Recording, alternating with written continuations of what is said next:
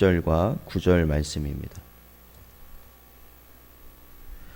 구약성경 에스겔서 20장 8절 9절 말씀입니다. 다 찾으셨으면 함께 봉독하겠습니다. 그들이 내게 반역하여 내 말을 즐겨 듣지 아니하고 그들이 눈을 끄는 바 가증한 것을 각기 버리지 아니하며 애굽의 우상들을 떠나지 아니하므로 내가 말하기를 내가 애굽 땅에서 그들에게 나의 분노를 쏟으며 그들에게 진노를 이루리라 하였노라. 그러나 내가 그들이 거주하는 이방인의 눈 앞에서 그들에게 나타나 그들을 애굽 땅에서 인도하여 내었나니 이는 내 이름을 위함이라. 내 이름을 그 이방인의 눈 앞에서 더럽히지 아니하려고 행하였음이라. 아멘. 기도하겠습니다. 하나님 아버지, 오늘도 이 시간 저희를 부르시고 또한 주님의 말씀 앞에 나오게 하시니 감사합니다.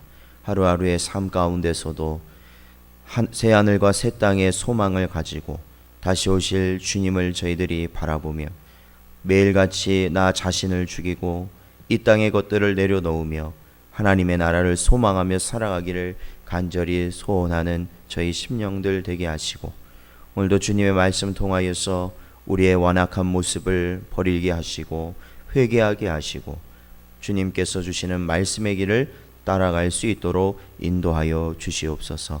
이 시간 함께하여 주시길 간절히 바라오며 예수님의 이름으로 기도하옵나이다. 아멘.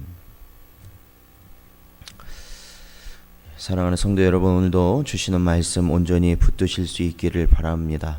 언제나 주의 말씀 안에 순종하시며 살아가시고 그 말씀을 읽고 듣는 것에 또한 힘쓰실 수 있는 여러분 되시기를 축원드립니다. 에스겔 선지자는 에레미야와 동시대에 사역하였던 선지자지만 이 에스겔은 바벨론으로 끌려가 포로 생활을 하는 와중에 그는 하나님의 음성을 듣고 그가 선지자로서 세움을 받았음을 저희들이 알고 있습니다. 바벨론 포로 생활을 하면서도 에스겔은 하나님의 선지자, 하나님의 사자의 역할을 감당하게 되었습니다. 그러므로 하나님의 일을 감당한다는 것은 세상의 어떠한 환경이 달라지고 우리의 신상의 어떠한 것들이 달라진다고 해서 하나님의 일을 할 수 있고 할 수 없고 그러한 것이 판단되는 것이 아니라 오로지 하나님께서 어떠한 상황에 부르셨느냐에 따라서 그 상황에 우리가 모든 것을 감당할 수 있는 길이 열어질 수 있다라는 것입니다. 에스겔과 같이 하나님이 부르시고 말씀을 주시고 또한 능력을 허락하심으로 그가 비록 바벨론의 포로 상태였지만 하나님의 말씀을 이스라엘의 백성에게 전할 수 있었던 것입니다. 디모데후서 4장 2절 말씀 보면 너는 말씀을 전파하라. 때를 얻든지 못 얻든지 항상 힘쓰라. 범사에 오래 참음과 가르침으로 경책하며 경계하며 권하라. 우리에게 말씀하고 계십니다. 오늘날 여러 가지 어려움들이 있습니다. 어떤 역병의 사태도 그렇고요. 그리고 정부에서 추진하는 국회에서 추진하는 그러한 법률안으로 인하여서 교회 사역이 많이 위축되고 또한 분명히 어려움에 처할 수 있는 상황인 것은 분명합니다. 그러나 그러한 법적인 것들이 아니면 어떤 역병의 그러한 어려움들이 우리에게 주의 일을 할 수 없도록 하는 아주 근본적인 이유는 절대로 될 수 없다라는 것입니다. 하나님의 교회는 결코 그러한 상황에서도 무너질 수 없는 존재이기 때문에 그렇습니다. 왜냐하면 그러한 역병의 사태를 주관하시는 분이 하나님이시고 또한 이 세상의 권세자들의 그러한 것들을 움직이시는 분도 다스리시는 분도 역시 하나님이시기 때문에 그렇습니다. 그러므로 저희는 우리의 연약한 모습 또한 우리의 주변에 일어나고 있는 이러한 암울한 상황에 우리가 휘둘리지 아니하고 언제나 하나님의 말씀 그리고 하나님의 뜻을 내 마음에 담기 위하여 힘쓰고 우리에게 주신 그 마음대로 하나님을 위하여서 살아가는 것이 바로 오늘날 모든 성도들에게 주신 하나님의 소명이고 또한 그것을 감당해야 될 의무를 저와 여러분은 가지고 있는 것입니다. 그렇기 때문에 언제나 우리가 어떤 상황에서든지 어떤 모습으로라든지 주의 일을 감당하실 수 있는 여러분 되시기를 축원드립니다. 하나님께서 오늘 본문에서 보면 에스겔에게 말씀을 허락하셨습니다. 이 말씀을 허락하신 장면을 보면 20장 1절에 보니까 일곱째 해 다섯째 달 열째 날에 이스라엘 장로 여러 사람이 여호와께 물으려고 와서 내 앞에 앉으니라고 기록하고 있습니다. 즉 이 사역을 하고 있는 에스겔을 통하여 하나님의 말씀을 듣고자 그 포로지에 있던 이스라엘 장로들이 이렇게 에스겔 주변에 모여 있음을 알게 됩니다. 하나님께서는 그때 이 에스겔을 통하여서 말씀을 허락하시는데 그 말씀은 다름이 아니라 이스라엘의 조상들, 이스라엘의 선조들이 하나님께 어떻게 배반하였는지를 에스겔을 통해서 듣게 하십니다.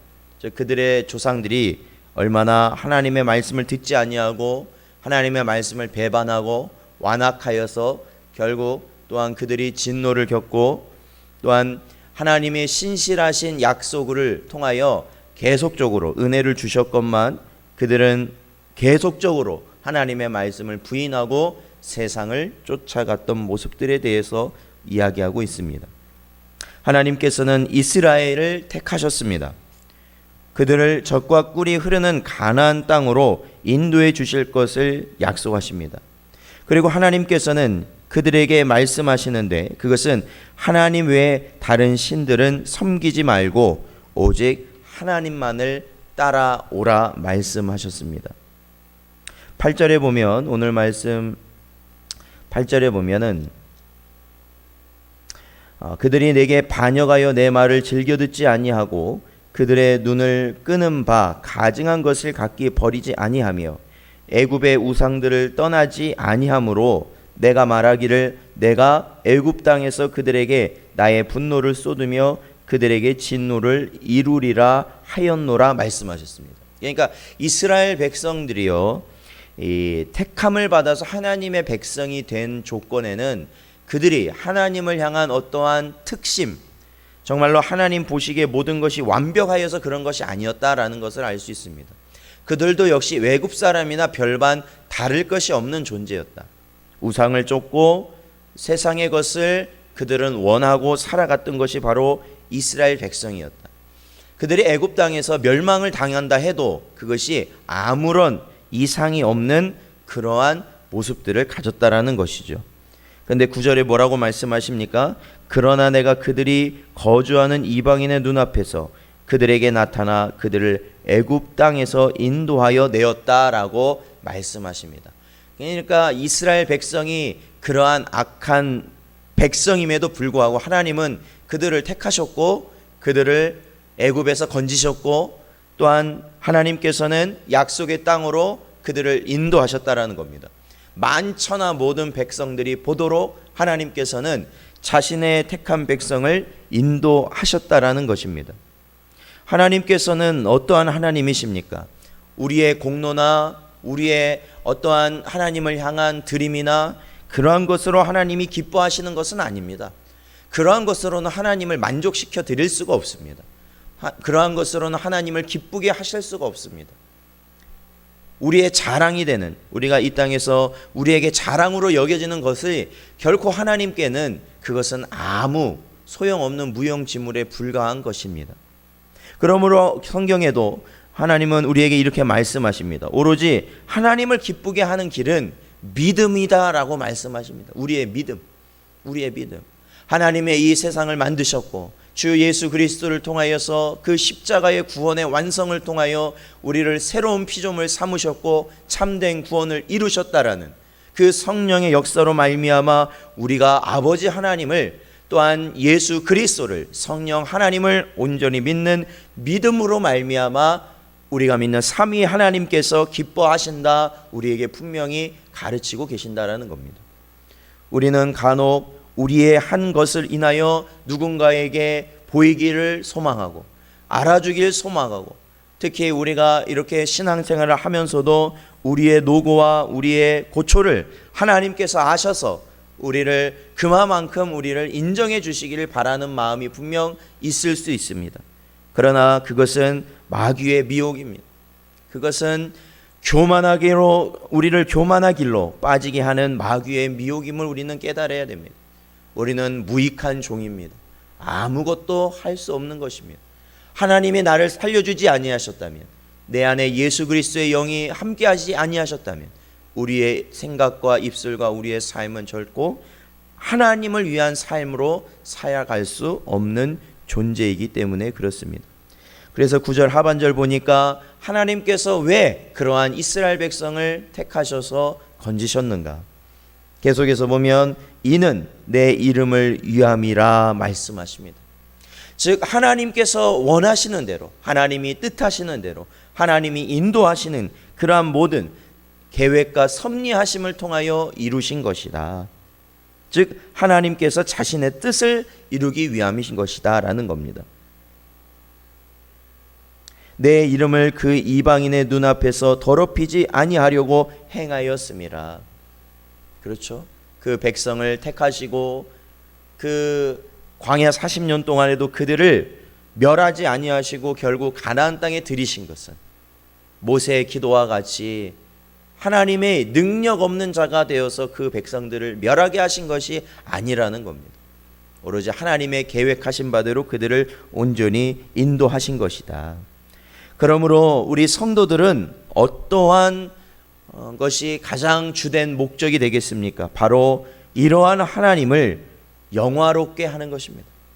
이러한 하나님을 언제나 하나님께 영광을 돌리며 사는 것이 우리 성도들의 가장 큰 목적이라는 것이죠. 빌립보서 4장 20절 하나님 곧 우리 아버지께 세세 무궁하도록 영광을 돌릴지어다. 아멘. 이렇게 고백되어져 있습니다.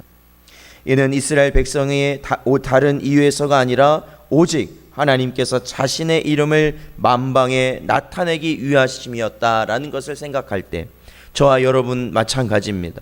오늘날 우리가 모든 하나님의 은혜를 힘입어서 하나님의 백성으로 성도라는 이름으로 우리가 살아갈 수 있는 모든 이유는 오직 하나님을 영화롭게 합니다.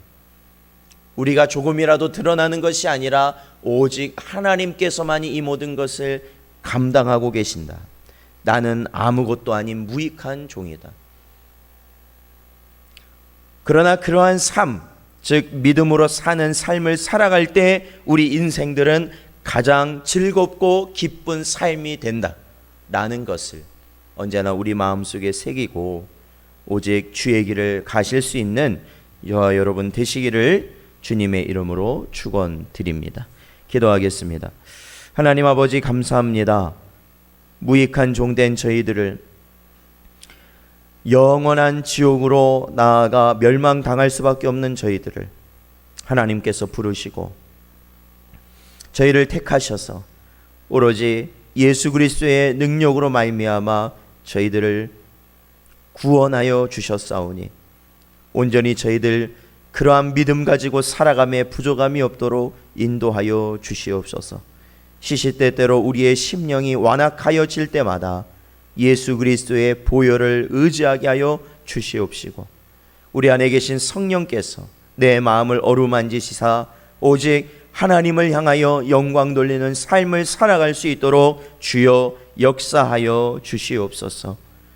언제나 주의 종들을 기억하여 주시고 이 시대를 살아가는 주의 백성들을 기억하여 주시고 오직 주님 붙들게 하여 주시옵소서. 간절히 바라오며 예수님의 이름으로 기도하옵나이다. 아멘.